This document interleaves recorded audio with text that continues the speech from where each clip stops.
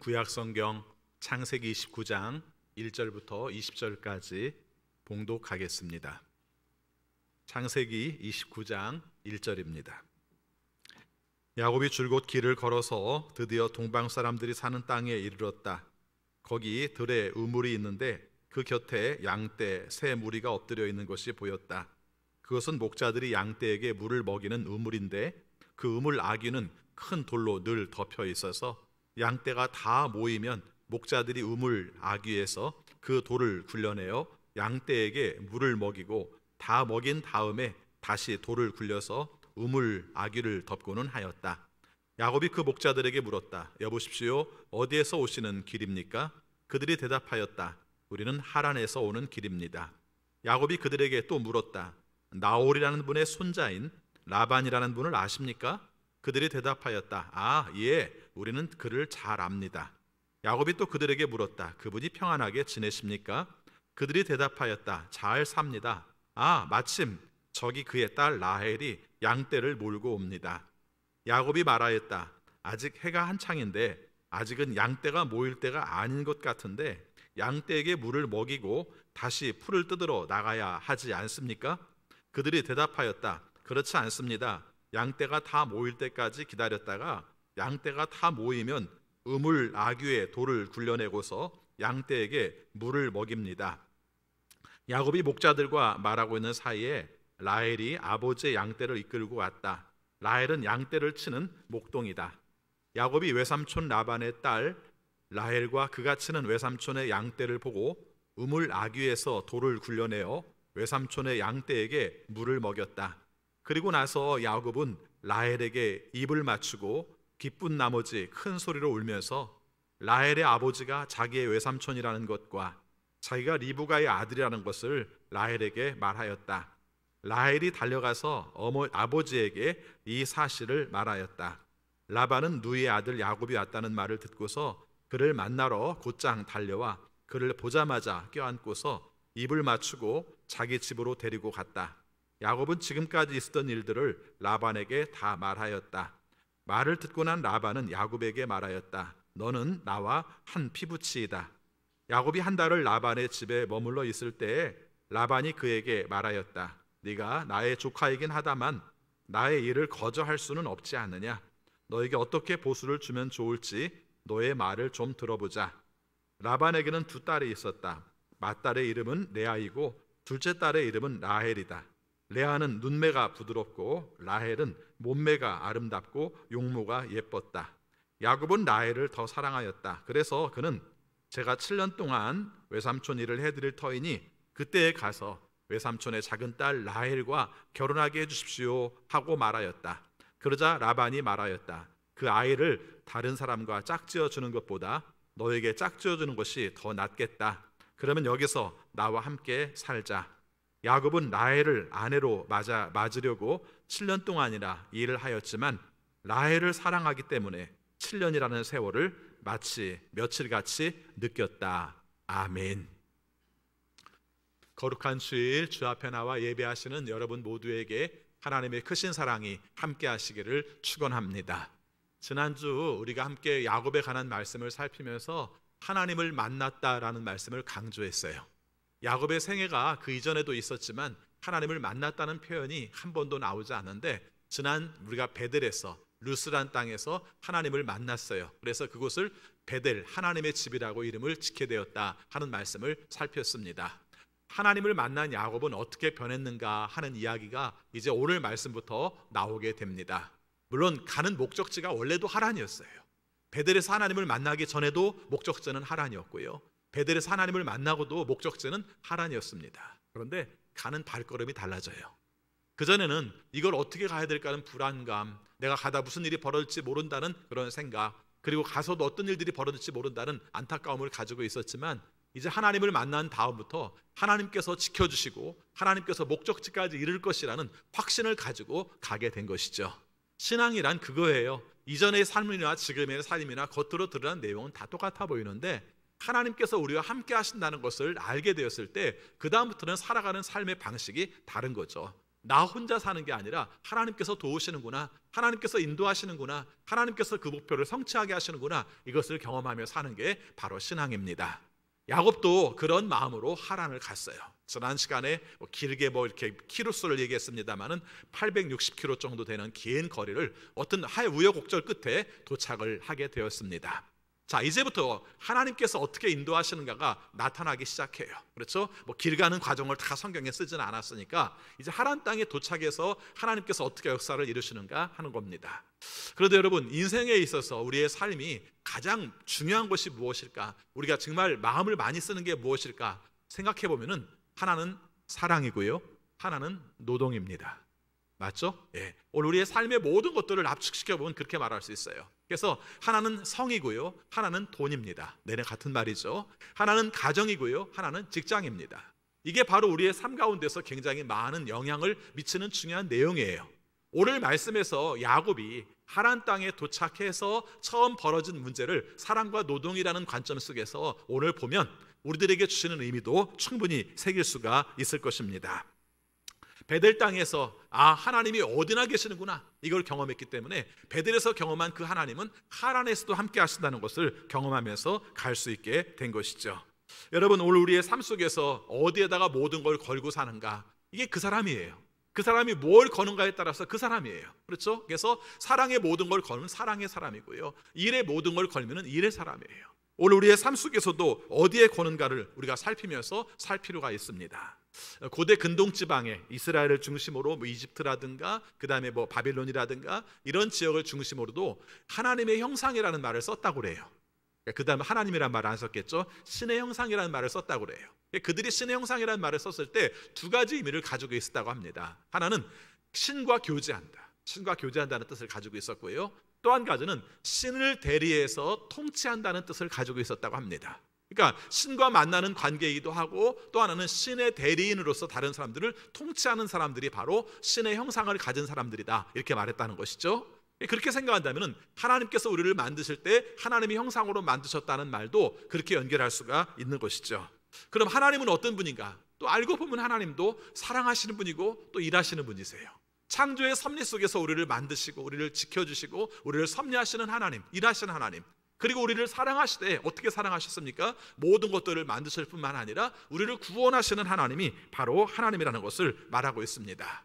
여러분이 살아가는 가운데서 겪는 사랑과 노동을 가볍게 여기지 마시고요, 하나님께서 이루시는 일을 우리가 신의 형상을 따라서 우리는 그 역할을 감당하는 사람이다, 이런 마음을 가지면 굉장히 중요한 의미들을 가지고 살 수 있을 것입니다. 자, 오늘 이야기는 되게 재밌어요. 드라마 한 편, 한 70분짜리 드라마를 만들 만한 그런 재미있는 이야기가 담겨 있고요, 또 그 이야기 속에서 담겨 있는 짤막하게, 성경은 아주 짤막짤막하게 지나갑니다만은 그 디테일한 내용들을 상상해 보면은 굉장히 재미있는 내용들이 많이 담겨 있는 그런 부분입니다. 자, 그러면은 오늘 내용에서 어떤 내용들이 나오는지를 한번 살펴보도록 하겠습니다. 우리가 잊지 말아야 될 것은, 여러분, 야곱이 하란에 가게 된 이유가 뭐죠? 크게 두 가지입니다. 하나는 에서가 죽일까 봐 도망간 거고요, 근데 그 명분은 아니니까 접어두고요. 그럼 진짜 중요한 명분은 뭐였어요? 좋은 아내를 만나 결혼하는 게 명분이었어요. 그렇죠? 비록 갈 때는 도망갈 수밖에 없는 입장이라 같지만 명분은 좋은 아내를 만나는 게 명분이었다는 것이죠. 저는 이 부분도 놓치지 않았으면 좋겠어요. 우리의 삶이 어쩔 수 없는 인생이 많아요. 내가 원치 않음에도 불구하고 내 삶 속에 닥치는 일들이 많아요. 그랬을 때 중요한 건 뭐예요? 해석의 능력이라고 그랬어요. 이걸 어떻게 해석하는가? 내가 비록 지금 너무 힘든 상황에 처했지만 이것 때문에 죽을 것만 같아, 이것이 나를 힘들게, 이것만 바라보지 말고 이것이 내 삶 가운데 새로운 걸 바라보게 하네, 하나님께서 원하시는 것을 경험하게 하네, 이런 마음들을 가지면서 사는 것이죠. 이게 바로 우리가 살아가는 삶의 자세라는 것을 말할 수 있습니다. 아무튼 지금 하란에 가는 목적이 뭐예요? 좋은 아내를 만나러 가는 거예요. 그래서 오늘 이야기 속에는 그 부분의 과정들이 잘 담겨져 있는 것입니다. 우리가 하나님 앞에서 신앙생활을 할 때 우리가 그냥 하나님 앞에 기도했더니 뚝 하고 여자가 떨어지고 남자가 떨어지고 이렇게 한 게 아니라 과정 속에서 함께 하시는 섭리를 통해서, 또 하나는 자기의 노력을 통해서 하나님이 어떻게 이루시기를 우리가 보고자 하는 말씀이 바로 오늘 말씀입니다. 오늘 말씀을 보면은 야곱이 하란 땅에 도착을 했어요. 한번 생각해 보시기 바랍니다. 내비게이션도 없는데, 그렇죠? 적합하게 어떻게 하란 땅에 도착하게 되었는가? 그것도 거의 적합하게 우물가에 가게 되었는가 하는 겁니다. 우연이라고 말하면 우연일 수 있겠죠. 그렇지만 생각해보면 하나님의 섭리 속에서 그렇게 인도하는 걸 경험하게 되는 것이죠. 아무튼 우물가에 도착을 했습니다. 우물가에 도착했는데 보니까 성경은 왜 그런지는 모르겠지만 우물가에 대한 묘사를 자세히 하고 있어요.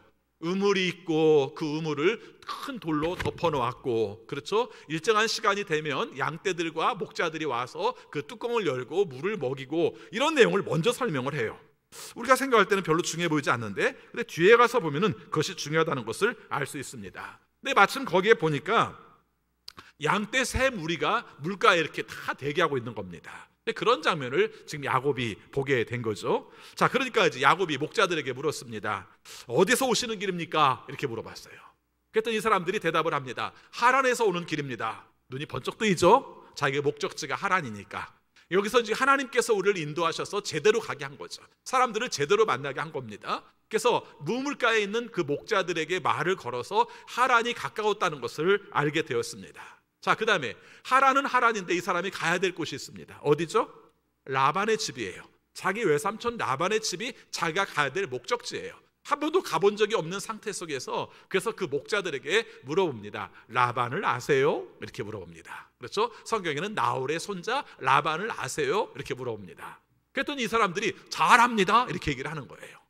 여러분, 이것도 다 이렇게 생각해보면 굉장히 기쁘지 않습니까? 자기가 가는 길 가운데 모든 것들이 순탄하게 잘 열려서 하란도 얼마 남지 않았다는 걸 알게 되었고, 자기가 만나고 싶은 라반도 얼마나 멀지 않은 곳에 살게 한다는 것을 알고 있는 것이죠. 얼마나 기뻤겠습니까? 그렇게 또 인사를 합니다. 그럼 라반이라는 분은 잘 계십니까? 이렇게 물어봤어요. 우리식으로 말하면 그 사람이 살아있는지 죽어있는지도 모르니까 확인 차원에 물어볼 수도 있고, 또 라반이라는 사람이 어떤 사람인지를 알고 싶은 마음에 물어볼 수도 있겠죠.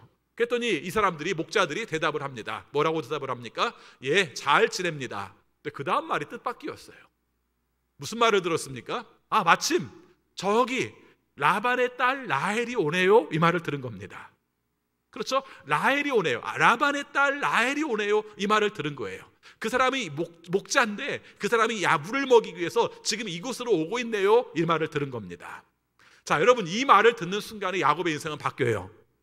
성경에 이 말을 듣는 순간에 야곱의 인생은 바뀌었다 이런 말은 써 있지 않지만 그가 행동을 하는 걸 보면 그래요. 그렇죠? 자, 이제부터 성경에 나오는 말씀들을 한번 잘 살펴보시기 바랍니다. 라헬이 온다는 말을 듣자마자 그 다음에 야곱이 목자들에게 무슨 말을 했는지를 한번 잘 보세요. 자, 이게 보겠습니다. 6절 말씀 같이 읽습니다. 야곱이 또 그들에게 물었다. 그분이 평안하게 지내십니까? 그들이 대답하였다. 잘 삽니다. 같이 읽습니다. 아, 마침 저기 그의 딸 라헬이 양떼를 몰고 옵니다. 이렇게 말을 했어요. 근데 이 말보다 중요한 말이 7절 말씀이 어떻게 이어지는지를 한번 보세요. 7절 말씀을 보면은 갑자기 라헬이 온다는 말과 지금 하는 말이 어떻게 연결되는지를 한번 살펴보시기 바랍니다. 7절 같이 읽습니다. 야곱이 말하였다. 아직 해가 한창인데 아직은 양떼가 모일 때가 아닌 것 같은데 양떼에게 물을 먹이고 다시 풀을 뜯기로 나가야 하지 않습니까? 이렇게 말을 해요. 좀 생뚱맞지 않나요? 잘 모르시겠죠? 제가 설명을 드릴게요, 여러분. 이게 생뚱맞은 이유 중에 하나가 이 동네가 지네 동네가 아니에요. 야곱의 동네가 아닙니다. 야곱에게는 이 동네가 이방인 지역이죠. 그래서 야곱 자체가 이방인인 거예요. 그러면은 자기가 목축하는 방식과 이 지방의 목축하는 방식이 다를 수도 있죠.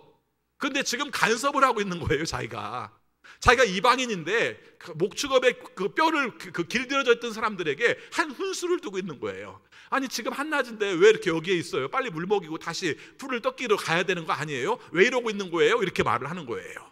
자, 그런데 그래서 앞의 내용에서 이들의 풍습이 나오는 겁니다. 자, 보겠습니다. 2절 말씀 같이 보겠습니다. 2절 3절 같이 읽습니다. 거기 들에 우물이 있는데 그 곁에 양떼 세 무리가 엎드려 있는 것이 보였다.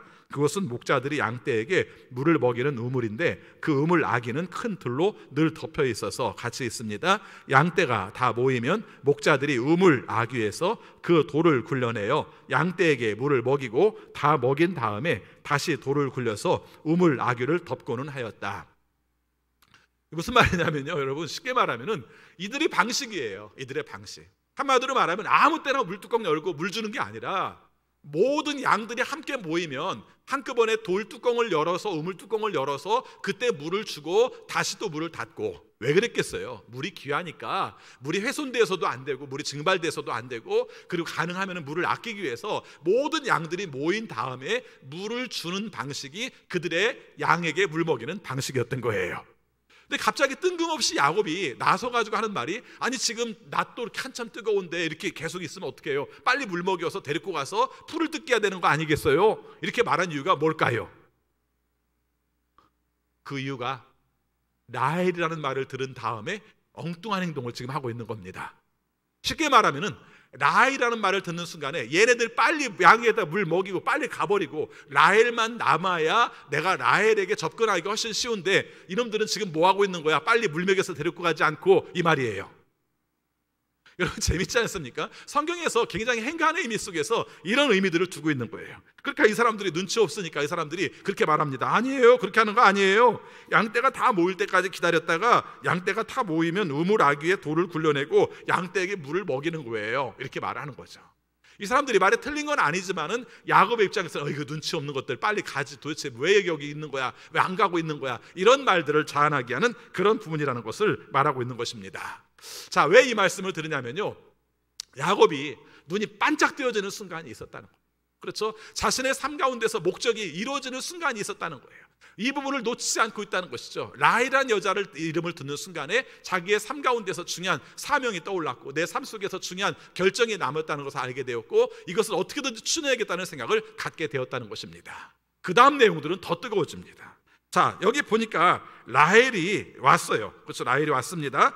9절 말씀에 보니까 라헬이 아버지 양떼를 이끌고 왔다. 라헬은 양떼를 치는 목동이다, 이렇게 말을 했습니다.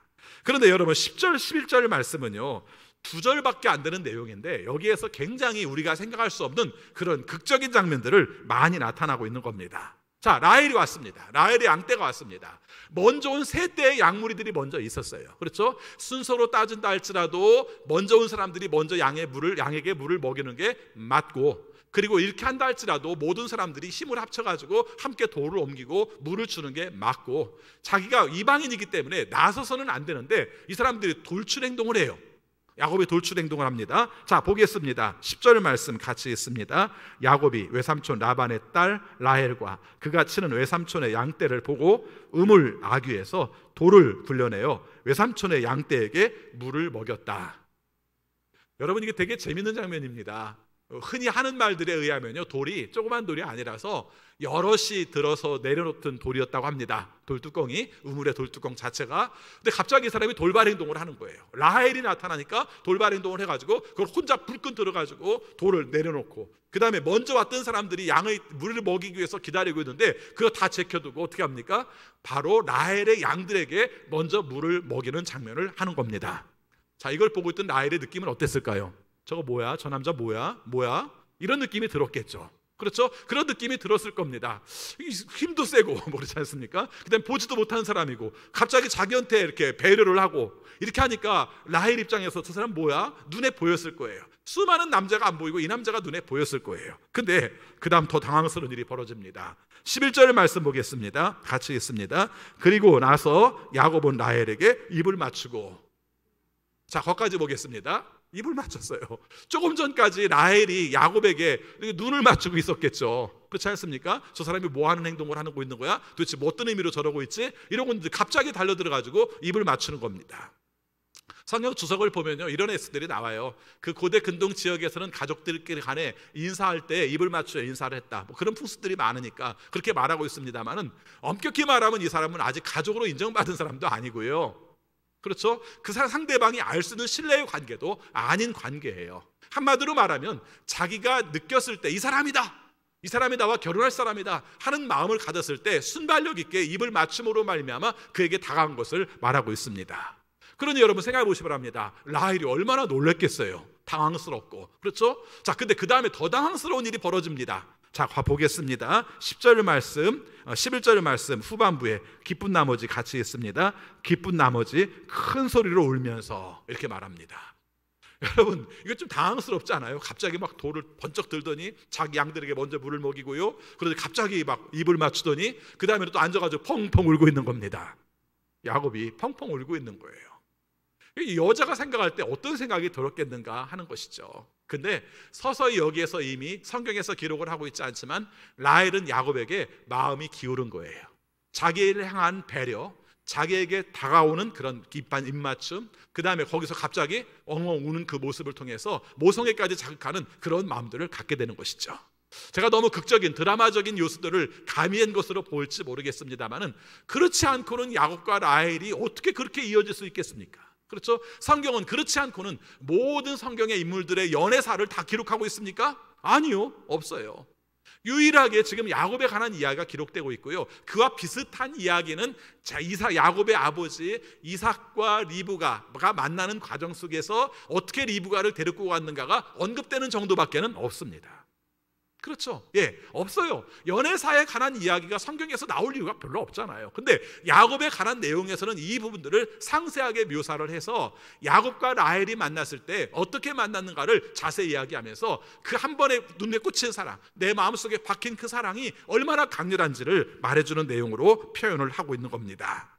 그리고 나서 이제 물어봅니다. 12절 말씀 같이 보겠습니다. 라헬의 아버지가 자기 외삼촌이라는 것과 자기가 리브가의 아들이라는 것을 라헬에게 말하였다, 이렇게 말하죠. 자, 아까 말한 내용, 돌을 옮겼어요, 물을 주었어요, 입을 맞췄어요, 그리고 펑펑 울어요. 그러다가 이제 가족관계를 얘기하는 겁니다. 내가 리브가의 아들이야, 그렇게 말하는 거죠. 그럼 라헬에게서는 고모가 되겠죠. 그렇죠? 그래서 너의 고모가 우리 엄마야, 뭐 이런 얘기를 지금 하고 있었고, 그러는 과정 속에서 가족이라는 걸 알게 됐으니까 갑자기 친밀감이 생긴 거예요. 자, 그래서 여기 나오는 내용을 보면은 또 재밌는 내용 중에 하나가 라헬이 막 집에 달려갑니다. 집에 달려가요. 자, 거기 보겠습니다. 가운데 12절 말씀 중간에 라헬이 같이 있습니다. 라헬이 달려가서 아버지에게 이 사실을 말하였다, 이렇게 말을 합니다. 여러분, 이 라헬의 심정이 어땠을까를 한번 상상을 해보시기 바랍니다. 그렇죠? 갑자기 막 웬 남자가 나타난 거예요. 사실은 빈털터리 아무것도 없는 남자지만 자신의 삶 가운데서는 뜨겁게 사랑을 불지르고 자기에게 다가온 백마가 탄 나온 남자처럼 보이는 장면이 바로 이 장면으로 오게 되는 것이죠. 그리고 라반의 이제 이 말을 들었습니다. 13절 말씀 같이 있습니다. 라반은 너의 아들 야곱이 왔다는 말을 듣고서 그를 만나러 곧장 달려와 그를 보자마자 껴안고서 입을 맞추고 자기 집으로 데리고 갔다, 이렇게 말을 합니다. 이 집안은 달리는 집안이에요. 그렇죠? 라헬도 막 달려가고 라반도 막 달려나오고 어떤 열정들이 가득한 그런 모습으로 그려지는 것을 보여주고 있는 것입니다. 여러분, 우리 이 말씀을 통해서 한 가지 우리가 중요한 의미를 좀 살펴보려고 합니다. 여러분, 우리의 삶 가운데서 사랑을 한다는 것은 열정이 있는 거예요. 그렇죠? 사랑을 한다는 것은 내 삶 가운데서 모든 것보다 더 중요한 우선순위를 가지고 있다는 것을 지금 표현해주고 있는 거예요. 그래서 이의 삶 가운데에서 중요한 여러 가지 목적들이 있겠죠. 그럼에도 불구하고 여기에서 모든 것을 거는 그런 장면이 나오는데, 저는 이 말씀을 읽으면서 이런 생각을 했습니다. 와, 적응 능력도 실력이구나. 그렇죠? 적응 능력도 실력이구나. 그래서 거기에 금방 적응을 해서 그에게 물을 주는 것을 판단한 것 자체가 실력이구나, 이런 생각을 했어요. 또 한 가지는 적응 능력 못지않게 중요한 게 뭐냐면요, 순발력과 판단력이에요. 그렇죠? 한참 묵상하고 있고, 저 사람 내가 마음속에 두어야지, 한 3년쯤 내가 프로포즈 해야지 했으면 끝장났을지도 몰라. 그렇죠? 그의 안 좋은 모습들을 우리가 많이 느낀 다음에는 우리가 그에게 호감을 갖기 어려웠을지도 몰라. 근데 맨 처음에 호감 가는 장면들을 보이고 그에게 다가감으로 말미암아 라헬과 야곱의 관계 속에서는 중요한 내용들을 가지고 있었다는 것이죠. 기회 왔을 때 자기 것으로 만드는 것 중요합니다. 신앙 안에서도 마찬가지예요. 기회가 늘 오는 게 아니에요. 내 삶 가운데 온 기회를 붙들고 그것을 내 것으로 만들기 위해서 하나님께 간구하는 게 중요해요. 가끔씩 그런 말 하는 사람들이 있습니다. 저는 욕심이 없어요. 신앙 안에서 무슨 욕심이 필요하겠어요? 그렇게 우리가 미화시켜서 말할 수 있습니다만은 어쩌면 의욕이 없는지도 몰라요. 내 삶 가운데 열정을 품고 내 것으로 만들어서 그것을 통해서 하나님의 축복의 통로로 사용되어야 하는데, 내가 열정이 없음으로 말미암아, 아무것도 하지 않음으로 말미암아 욕심 없음을 빙자해서 내 삶 가운데서 아무것도 하지 못하는 것이 그게 과연 바람직한 것인가? 이 내용들도 한번 살펴야 됩니다. 코로나19 상황이 벌어진 지가 꽤 됐어요. 그렇죠? 넉넉 잡고 이제는 6개월 정도가 되었습니다. 그랬더니 코로나19에 관한 책들이 무더기로 쏟아지고 있어요. 지금 엄청나게 많은 내용들이. 그래서 일반 경영 입장에서나 아니면 자기관리 입장에서나 아니면 기독교적 입장 속에서나 이 코로나19를 분석하고 그 다음에 어떻게 대처할 것인가에 관한 책들이 그렇게 많이 벌어지고 있어요. 근데 그 공통적인 특징들이 뭐냐면요, 이분들도 처음 겪는 거예요. 우리도 처음 겪는 거예요. 똑같이 처음 겪는 것인데 그 사람들은 그것을 바라보면서 분석을 하고 있는 거예요. 그렇죠? 이 일들이 이렇게 다가오는구나. 몇 가지 우리가 계획된 것이 없었던 것은 아니지만 실제 이렇게 다가오네. 그럼 이 문제들을 어떻게 할 것인가 하는 거예요. 여러분, 그들이 분석한다고 말해가지고 그들이 특별한 능력이 있어가지고 무슨 데이터를 하나님이 주셔가지고 분석하는 게 아니라 사회에 돌아가는 전반들을 다 파악을 하는 거예요. 요즘 사람들이 많이 쓰는 것처럼 빅데이터를 가지고 이렇게 진행되겠구나. 과거에는 이런 문제가 있었네. 1918년경에는 스페인의 독감이 있었어. 그 다음에 2007년도에는 뭐 사스가 있었어. 이럴 때는 이런 움직임들이 있었어. 이러면서 분석을 하고 그러면서 사람들에게 제공을 하면서 이 사람도 또 책 팔고 있는 거예요. 여러분, 여기 한번 우리가 잘 생각해 보시기 바랍니다. 내 삶 가운데서 벌어지는 일들을 우리가 어렵다고만 생각하지 말고요, 내 삶 속에 하나님께서 주신 기회라고 생각을 한다면 이 문제들을 어떻게 우리가 보고 받아들일 것인지를 잘 살필 필요가 있다는 것입니다. 잘 적응하는 게 실력이라고 그랬습니다. 때에 따라서는 친절하는 것도 필요하고요, 목적을 이루기 위해서 노력하는 것도 필요하고요, 기회가 왔을 때 놓치지 않고 내 것으로 만드는 것들이 얼마나 중요한가를 말하고 있는 것입니다. 여러분, 오늘 야곱과 라헬이 만나는 장면들을 여러분 잊어서는 안 돼요. 앞으로 살아가는 삶 가운데서도 우리의 삶 가운데서도 이 사랑이 얼마나 중요한 역할을 감당하는지 모르겠습니다. 우리가 뭐 지금 새삼스럽게 연애할 건 아니잖아요. 이렇게 생각하지 마시고요, 여러분, 모든 인생이 연애와 연결이 다 돼요. 그렇죠? 사랑과 연결이 돼요. 저는 연애를 굉장히 중요하게 생각합니다. 왜냐하면 우리가 그 뜨거웠던 사랑의 감정들을 우리의 삶 속에 어떤 부분이든지 적용할 수 있도록 할 때 그것만큼 뜨거운 게 없어요. 어떤 일을 해도 연애할 때만큼 뜨거운 게 어디 있겠습니까? 우리에게 그런 감정을 주셔서 살아가면서 하나님께서 뜨겁게 살아가라, 열정 있게 살아가라, 우리가 기회를 받았을 때 그 기회를 놓치지 않고 내 것으로 만들려는 마음을 갖도록 하라, 너의 삶 가운데 생명같이 여기고 존귀하게 여기는 것이 바로 사랑이다라는 것을 가르쳐주시는 것이 바로 연애라고 생각합니다. 오늘 우리의 삶 가운데 내 인생은 끝났어, 절대 그렇게 생각하지 마시고요, 내게 하나님께서 어떤 기회를 주실지 몰라. 여러분, 코로나19라는 위기는 여러분 생애에 처음 겪는 거잖아요.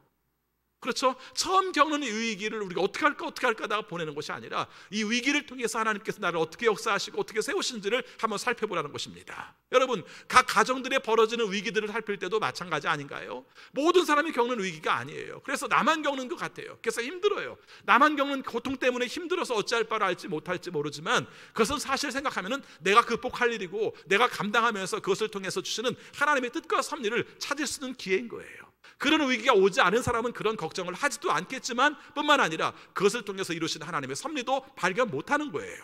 이게 바로 오늘 말씀을 통해서 우리에게 주시는 것이죠. 여러분, 오늘 말씀을 통해서 한 가지 또한 중요한 교훈이 있습니다. 야곱이 변했어요.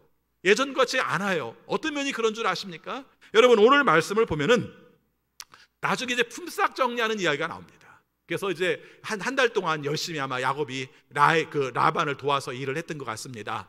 열심히 일을 도우니까 이제 외삼촌이 말합니다. 야, 너 아무리 조카지만 어떻게 공짜로 일을 하냐? 공짜 일을 할 수 없으니까 내가 너와 나와 품삯 계산을 하도록 하자. 어떻게 정했으면 좋겠느냐? 이렇게 말을 합니다.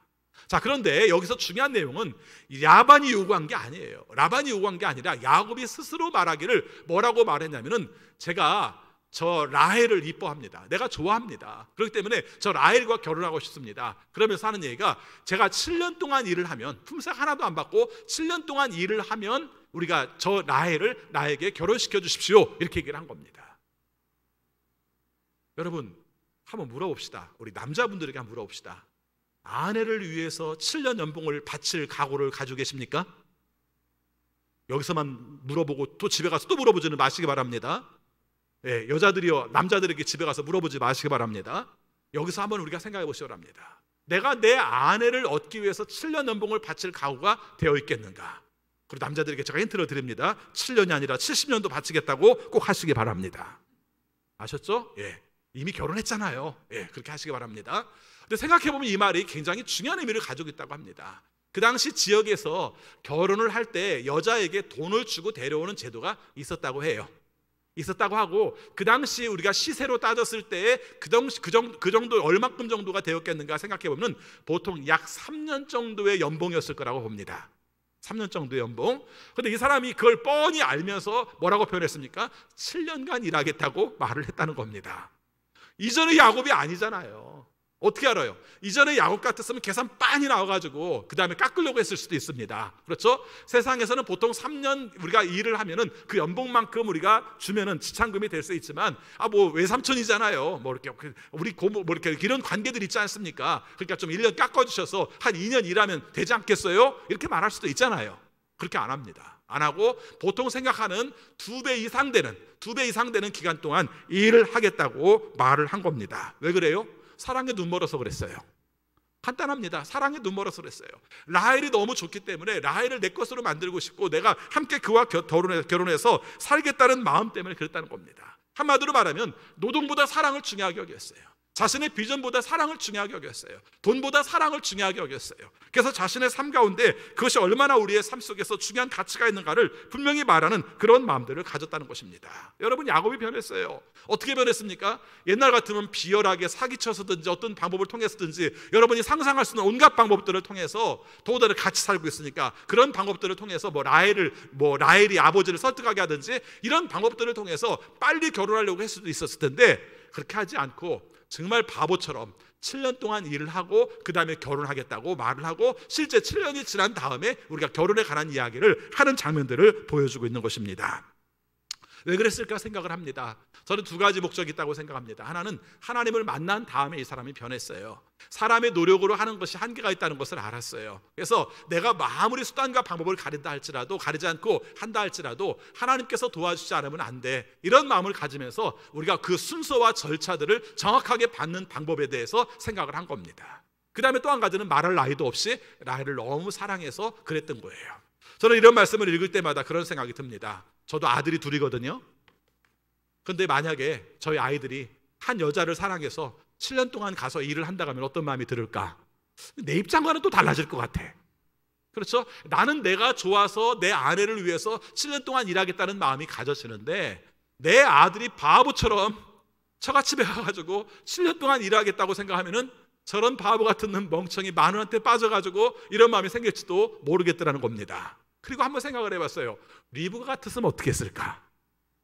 그렇죠? 리브가가 모르니까 그렇지. 만약에 리브가가 자기 오빠네 집에 가서 자기 아들이 오빠네 집에 가서 거기에 있는 여자한테 눈이 멀어서 그 사람 위해서 7년 동안 일을 한다고 하면 어떤 마음이 가졌을까 하는 겁니다. 제가 이런 말씀을 드린 이유는요, 여러분 어떤 경우를 할지라도 특별히 아들 가지신 부모님들 잘 들으세요. 너무 서운하게 생각하지 마세요. 성경적 원리입니다. 그렇죠? 여자를 위해서 헌신하고 그를 위해서 결혼하고 싶어하는 마음은 성경적 원리고 이것을 긍정적으로 성경은 바라보고 있는 거예요. 안목이 있으니까 가능했어요. 물론 이렇게 말하는 사람도 있습니다. 라헬이라는 여자도 괜찮은 여자라는 거예요. 그렇죠? 일단 뒤에 좀 말씀을 드리겠습니다만은 용모가 예쁘고 아름다웠다고 표현을 해요. 남자들은 이게 문제잖아요. 그렇지 않습니까? 그래서 예쁜 거에 다 넘어가잖아요. 여기 아름다운 것에 넘어갔어요. 그런데가 또 한편 살펴볼 것 같으면은 여러분 이 라헬이라는 여자가 요즘식으로 말하면 커리어 우먼이에요. 그렇죠? 그 당시에 양떼를 치면서 목자 역할을 감당했던 사람으로 그려지고 있는 거예요. 일 있는 여자, 그렇죠? 자기 자신의 일을 가지고 있는 커리어 우먼이었다는 것이죠. 그런데가 어떤 판단하는 지혜와 능력들을 봤을 때 꽤 괜찮다는 생각을 가졌어요. 라헬 괜찮은 여자입니다. 그렇지만 어쨌든 간에 야곱의 삶 가운데에서는 그 부분들을 중요하게 놓치지 않고 감당하는 것을 보여주고 있습니다. 자, 그런데 오늘 여기에서 우리가 살펴보면서 그럼 야곱이 잘했는가 하는 면에서 볼 때 2가지 면에서는 아직도 야곱이 굉장히 인간적인 모습을 가지고 있다는 것을 보여주고 있습니다. 첫 번째는요, 성경 자체에 써 있지는 않습니다만은 창세기 24장에 보면 자기 엄마가 어떻게 아버지 이삭과 결혼하게 하는 이야기가 등장을 합니다. 거기서는 이삭이 가서 프로포즈하는 얘기도 나오지 않고 아브라함의 종이 리브가를 만나서 그 여자를 데리고 오는 과정의 이야기가 등장을 해요.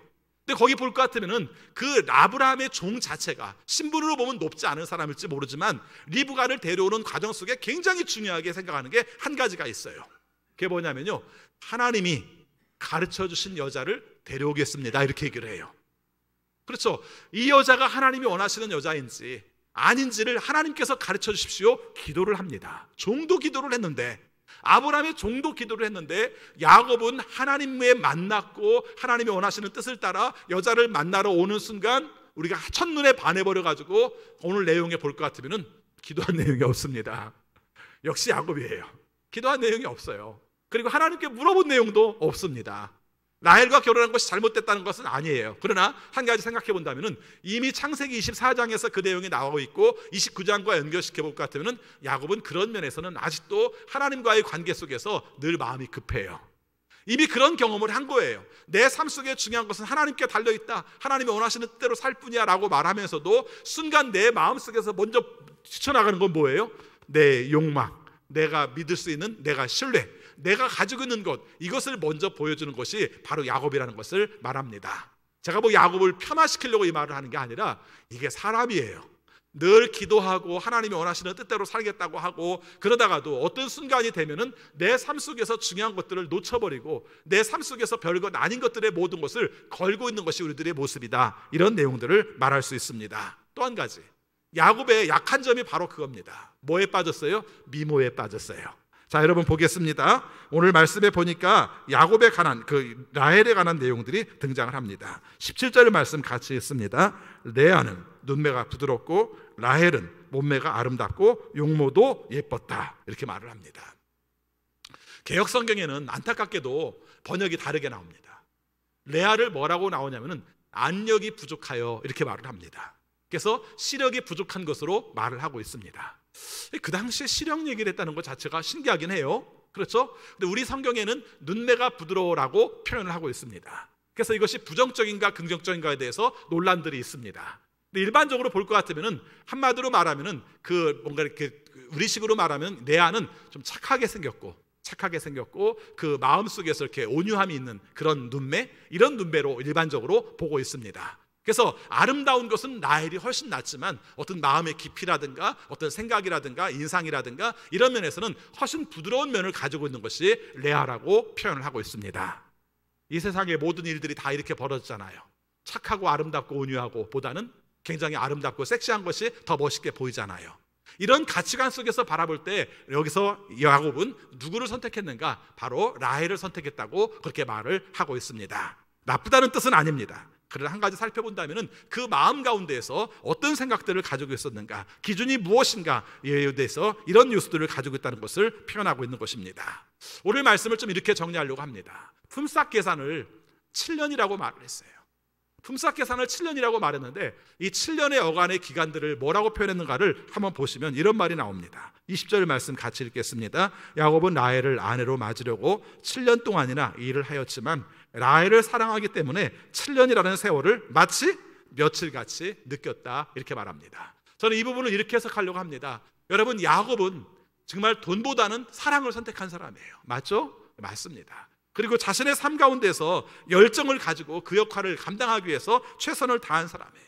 여러분, 우리의 삶 가운데서 사랑을 선택했다는 것은 너무 중요한 일이에요. 내 마음속에 나를 설레게 하는 게 사랑이잖아요. 내가 어딘가에 관심을 갖고 쏟아붓고 거기에 대해서 최선을 다하고 싶은 게 사랑이잖아요. 우리가 만남 가운데서도 그 만남을 생각하면 가슴이 떨리고 내 삶 가운데 기대가 되고 내 삶 속에서 뭐 새로운 의욕을 느끼게 하는 게 사랑이잖아요. 앞에서도 말씀을 드렸습니다마는 우리가 이미 이혼했다든가 사별했다는 경우를 배놓고는 우리가 배우자와 함께 있는 가운데서 새로운 사랑들을 꿈꿀 수는 없습니다. 그래서도 안 되고요. 근데 오늘 말씀 속에서 우리의 삶 속에 주는 의미들을 한번 적용시키고 싶어요. 앞으로 살아가는 삶 가운데 내 열정을 어디에 쏟아부을 것인가? 내 삶 속에 나는 열정을 쏟아부을 데가 없는 것 같아, 이렇게 생각하지 말고요. 내가 어디에 열정을 쏟아부을 것인가? 내가 어디에 쏟아부음으로 말미암아 내가 기쁠 수 있고 내가 설렐 수 있고 내 마음들이 뜨거워질 수 있겠는가? 이거 한번 찾아보시기 바랍니다. 이게 있는 사람은 행복해요. 이게 없는 사람은 마음속에 늘 우울할 수밖에 없습니다. 다른 사람을 향한 마음으로 가는 과정들이 내 모든 돈을 통해서라도 내 노동을 통해서라도 내가 뭔가 설레는 것들을 가지고 있는 사람들은 행복한 사람이고요. 내가 수많은 돈들을 가지고 있고 지도력을 가지고 있다 할지라도 내가 쏟아부을 대상이 없는 사람들은 불행한 거예요. 저는 이런 결론들을 좀 내리고 싶어요. 그래서 우리의 삶 속에서 남은 인생들을 살아갈 때 어떻게 내가 뜨겁게 살 것인가, 주변에게 뜨거운 영향을 미칠 것인가, 더운 가슴을 하나님께 어떻게 드릴 것인가, 이것을 우리가 생각하면서 살아보자는 것입니다. 요즘에 와서 50, 60대들의 잘못된 성의 문제 때문에 많은 이야기들이 등장을 합니다. 여러분 생각해보면 그렇지 않나요? 제가 너무 가볍게 말하는지 모르겠습니다만 여러분 50, 60대가 되면 좀 그 부분에 대해서 우리가 놔도 되지 않습니까? 그렇지 않아요? 저는 그렇게 생각을 합니다. 그런데 그렇지 않아요. 사람들의 마음속에서 자기가 충분히 인정받고 있다고 생각하는 가운데서 그 부분에서도 인정받고 싶어 하는 거예요. 그렇죠. 내가 괜찮은 존재야라고 생각하는 거예요. 여러분들 앞으로 우리의 삶 속에서 착각하지 마시기 바랍니다. 이렇게 얼굴을 보면서 아이고 한 10년은 더 젊어 보이세요. 뭐 나이 이렇게 여러 줄여주고 하면은 거기에 막 괜히 흥분되고 좋아하고 그러지 마시기 바랍니다. 여러분 그런 것 때문에 좋아할 나이가 아니에요. 이제 우리가. 네, 여러분 동안이세요 이런 말 너무 좋아하지 마세요. 그런 말보다는 정말 열정이 있으세요. 뜨거우세요. 정말 하시는 일들이 정말 대단하세요. 사람들에게 정말 의미 있는 일을 하세요. 이런 말로 좋아해야 되는 것이 바로 우리의 입장들이 아니겠는가 하는 것입니다. 야곱은 청춘이니까 연애의 모든 것을 걸고 있지만 우리의 삶들은 주님께서 기뻐하시는 일에 내가 사람들의 마음을 뜨겁게 해서 그 사람의 마음을 움직일 수 있는 일에 모든 것을 쏟아붓는다면 우리의 삶은 행복할 것이고 하나님이 원하시는 뜻대로 살아가는 삶이 될 것을 말씀하고 있습니다.